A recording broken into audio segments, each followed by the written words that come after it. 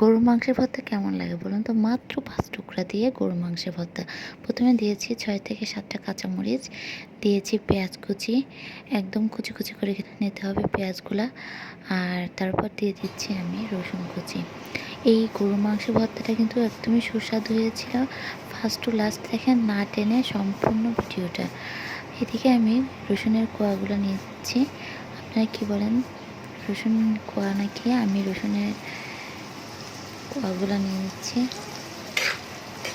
এদিকে সুন্দর করে লবণ দিয়ে দিচ্ছি। আমাদের পাবনার ভাষায় কিন্তু রসুনের কোয়া বলে, তাই আমি আবারও আপনাদের সাথে রিপিট করছি, তাই কেউ কিছু বাজে কমেন্ট করবেন না, আবারও বলছি। এবার আমি সুন্দর করে ভেজে নিচ্ছি সামান্য পরিমাণ লবণ দিয়ে। দেখুন কি সুন্দর বাদামি কালার হয়ে এসেছে। এবার এই ভাজনাগুলো তাড়াতাড়ি তুলে নিতে হবে। এদিকে মাংস আমি সিদ্ধ দিয়েছিলাম, একটু হলুদের গুঁড়া লবণ দিয়ে পানিতে একটু সিদ্ধ দিয়েছিলাম। এদিকে আমি সুন্দর করে আবার সিদ্ধ হওয়ার পরে তুলে নিয়ে একটু ছিঁড়ে নিয়েছিলাম হাত দিয়ে মাংসগুলোর টুকরা। তো তারপরে একটু হলুদের গুঁড়া, মরিচের গুঁড়া, লবণ, গোলমরিচের গুঁড়া, ধনিয়া গুঁড়া, তেজপাতার গুঁড়া, গরম মশলার গুঁড়া, তারপরে দিয়েছিলাম এদিকে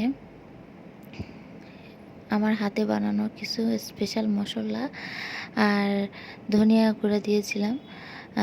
সাথে দিয়েছিলাম সরিষার তেল একটু দিয়ে সুন্দর করে ভেজে নিয়েছিলাম। মাংসটা একদম ভাজা ভাজা হয়ে গিয়েছিল, হালকা একটু পানি দিয়েছিলাম মাংসের ভেতরে। তো মাংসটা সুন্দর করে ভেজে নিতে হবে। ভেজে নেওয়ার পরে একদমই যখন কালো খয়েরি কালার হয়ে আসবে মাংসটা, তখনই আমি নামিয়ে ফেলেছিলাম শিলপাটার উপর। আর শিলপাটার উপর নামানোর পরে দেখুন কিভাবে আমি মাংসটা পিষে নিচ্ছি, ছেঁচে নিচ্ছি, দুটাই বললাম।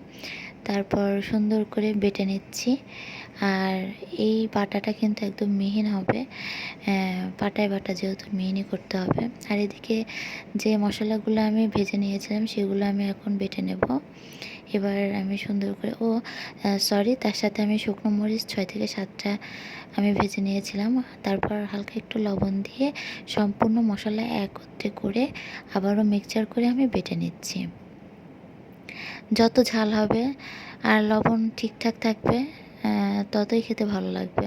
লবণটা একদম পরিমাণ মতো দিতে হবে। আর মাংস যেহেতু আমি আগে বেটে নিয়েছিলাম, তাই মাংসটার সাথে মশলাটা সুন্দর করে মিক্সচার করে নিলাম। দেখুন এই তো ফাইনাল লুক।